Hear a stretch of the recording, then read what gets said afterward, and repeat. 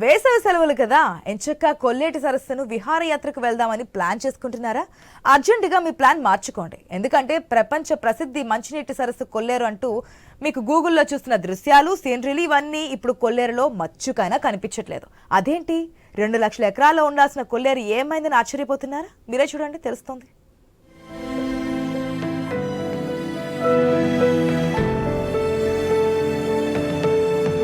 ప్రస్తుతం ఏలూరు జిల్లాలో 5 అసెంబ్లీ నియోజకవర్గాల పరిధిలో ఉన్న కొల్లేరు సరస్సు. కొల్లేరులోని మత్స్యకారులు, రైతులు అందరూ మళ్లీ మోసపోయారు. కొల్లేరును అభివృద్ధి చేసి ఉపాధి మార్గాలు పెంచి పర్యాటక రంగంగా అభివృద్ధి చేస్తామంటూ 2014 ఎన్నికల ప్రచారంలో ప్రధాని మోదీ భీమవరంలో ఇచ్చిన హామీని నెరవేర్చలేదు. 2019లో కొల్లేరు ప్రాంతంలో ఎన్నికల ప్రచారంలో వైసీపీ అధినేత జగన్ కూడా కొల్లేటి వాసులకు హామీల వర్షం గుప్పించినా కొల్లేటిని పట్టించుకోలేదు. దీంతో కేంద్ర, రాష్ట్ర ప్రభుత్వాల చేతిలో మోసపోయిన కొల్లేరు ఇప్పుడు కళావిహీనంగా తయారైంది. కొల్లేరు వెళ్లిన వారికి పక్షుల కిలకిల రావాలు, సెలయేరు సవ్వడులు మచ్చుకైనా కనపడ్డం లేదు.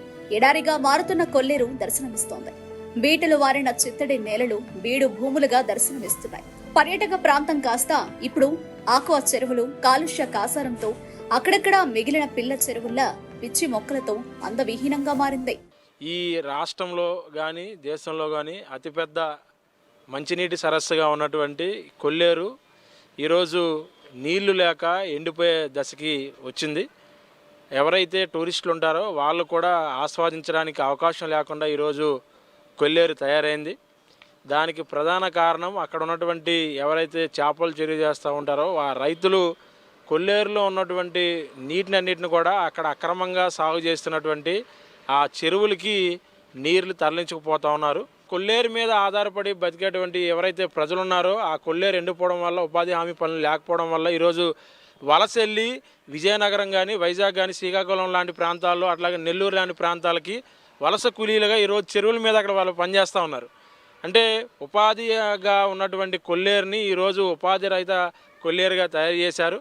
అట్లాగే అక్కడ ఉన్నటువంటి కొంత స్వార్థపూరిత రాజకీయ నాయకులు ఎవరైతే ఉన్నారో వాళ్ళ యొక్క బినామీ పేర్లతో ఈరోజు లక్షలాది ఎకరాలు ఈరోజు కొల్లేరు ఆక్రమణకు గురైంది. అక్కడ పర్యాటక కేంద్రంగా చేస్తామని చెప్పి నిర్మించినటువంటి ఏవైతే అక్కడ ఉన్నటువంటి బిల్డింగ్స్ ఉన్నాయో అవి ఈరోజు ఏలూరు సంబంధించినటువంటి ఒక ముఖ్య నాయకుడు అక్కడ బార్ అండ్ రెస్టారెంట్ పెట్టుకొని ఈరోజు కొల్లేరు ప్రాంతంలో నడుపుతూ ఉన్నాడు. అంటే పర్యాటకులు ఉపయోగించేటువంటి బిల్డింగ్లు ఈ రోజు ప్రైవేట్ రెస్టారెంట్ల పేరుతో ఉపయోగిస్తా ఉన్నారు. 2 దశాబ్దాలుగా కాల గర్భంలో కలిసిపోతున్న కొల్లేరు సహజ స్వభావం మంచినీటి సరస్సును కోల్పోయింది. కనీసం చుక్క నీరు తాగేందుకు అక్కడి ప్రజలకే కాదు, పశువులకు కూడా గర్భస్రావం చేసే కాలుష్య కాసారంలా మారిపోయిందని వైద్య పరిశోధనలు చెబుతున్నాయి. అందుకే కొల్లేరుకు పర్యాటకులు ఎవరైనా విహారయాత్రకు వస్తే నిరుత్సాహమే మిగులుతోంది. అక్కడక్కడ కృత్రిమంగా ఏర్పాటు చేసిన పక్షుల విడిది కేంద్రాల్లో కూడా విదేశీ పక్షులు వలసరాక వెలవెలబోతున్నాయి. దీనిపై పర్యావరణ ప్రేమికులు ఆవేదన వ్యక్తం చేస్తున్నారు. ఎగువ నుంచి వస్తున్న కాలువల ద్వారా పరిశ్రమల వ్యర్థాలు కొల్లేరులో చేరుతున్నాయి. ఫలితంగా మత్స్య సంపద అంతరించి ఉపాధి కరువై కొల్లేరులో ఉండాల్సిన లక్షలాది మంది ప్రజలు పక్క రాష్ట్రాలకు వలస వెళ్లిపోతున్నారు. ఒకప్పుడు ఈ సరస్సు ప్రజలకే పర్యాటక కేంద్రంగా ఉండేది. ప్రభుత్వాలు, అధికారులు ఇటువంటి శ్రద్ధ పెట్టకపోవడం వల్ల, సరస్సును కాపాడకపోవడం వల్ల ఇప్పుడు ప్రజానీకం పర్యాటక కేంద్రంగా అక్కడికి వెళ్ళి చూడటం కూడా తగ్గిపోయింది. మరో ప్రక్కన పోనీ అలా కాకుండా కొల్లేరు ప్రాంతంలో ఇస్తున్న ప్రజల యొక్క ఉపాధిని ఏమైనా కాపాడారంటే గత ప్రభుత్వాలు చేపట్టినటువంటి కొల్లేరు ఆపరేషన్ పేరుతో చెరువులు ధ్వంసం చేయటం వల్ల అక్కడ ఉన్నటువంటి పేద మధ్యతరగతి ప్రజానీకం, ప్రత్యేకించి ఎస్సీ, బీసీ తరగతికి సంబంధించిన ప్రజానీకం అంతా కూడా ఈరోజు చెరువులు ధ్వంసం అయిపోయాక ఉపాధి లేక ఈరోజు వలస వెళ్ళిపోయిన పరిస్థితి కనిపిస్తూ ఉంది. ఒక ప్రక్కన గ్రామాలు ఖాళీ అయిపోయి జనసాంద్రత లేకుండా బోసిపోతూ ఉంది. రెండో పక్కన సరస్సుకు రావాల్సిన పక్షులు లేకపోవడం, సరస్సులో నీరు లేకపోవడం వల్ల కూడా ఈరోజు సరస్సు కూడా ప్రాధాన్యత లేకుండా పోయింది. కాబట్టి ప్రభుత్వాలు ఇప్పటికైనా సరే ఆ సరస్సుని తీర్చిదిద్ది దానికి కావాల్సిన చర్యలు చేపట్టి ఇవి ఇప్పటిదాకా ఉన్నటువంటి పేరుని కాపాడే విధంగా దాన్ని కాపాడాలి. అక్రమ చెరువు తవ్వకాలు ఆపాలి. అలాగే కొల్లేరు సరస్సును కాస్త ఈ జిల్లాలో అటు కృష్ణా జిల్లా నుంచి కానీ, ఇటు ఏలూరు జిల్లా నుంచి కానీ ప్రజలు వాడుతున్నటువంటి మురుగునీరు, ఇటు తమ్ములేరు నుంచి డ్రైన్ నుంచి వెళ్తున్న నీరు కానీ, అటు మచిలీపట్నం నుంచి కైకలూరు ప్రాంతం నుంచి వస్తున్న మురుగు కానీ ఇది మొత్తం సరస్సులో కలిసిపోతూ ఉంది. కాబట్టి మురుగు వాటర్ సరస్సులో కలవకుండా చూసి సరస్సులా కాపాడితే గనక మరలా యథావిధిగా పక్షులు రాగాలు, కిలకిల రాగాలతో ఈరోజు సరస్సు తీరితిండ్లు కనిపిస్తాయి. దెందులూరు, కైకలూరు, ఒంగుటూరు, ఉండి నియోజకవర్గాల్లో ప్రజాప్రతినిధులు కేంద్ర, రాష్ట్ర ఎన్నికల్లో పోటీ చేసిన వారు కొల్లేరును ఓటు బ్యాంకుగా వాడుకోవడమే తప్ప చిత్తడి నేలల పరిరక్షణ చట్టం, కొల్లేరు అభయారణ్య పరిరక్షణ చట్టంను అమలు చేయడంలో పూర్తిగా విఫలమయ్యారు.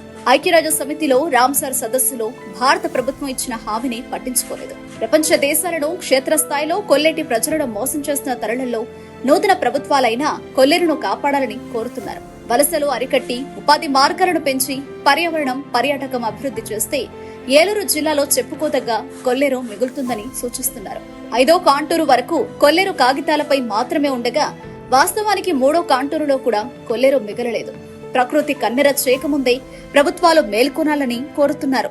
ప్రజలుగా అడుగుతున్నాం, కేంద్ర రాష్ట్ర ప్రభుత్వాలు కొల్లేరు ప్రాంతాన్ని పరివాహ ప్రాంతంగా ప్రపంచంలో పర్యాటక కేంద్రంగా తీర్చిదిద్దుతాం అని కొల్లేరు ప్రాంత ప్రజల యొక్క ఓటులు దండుకుని కొల్లేరు ప్రాంతాన్ని అభివృద్ధికి నోచుకోలేనటువంటి కేటాయించినటువంటి నిధులను కొల్లేరు ప్రాంత ప్రజలకు కొల్లేరు ప్రాంత సరస్సు అభివృద్ధి కేటాయించిన నిధులు ఏమైనాయా అని ప్రశ్నిస్తున్నాం.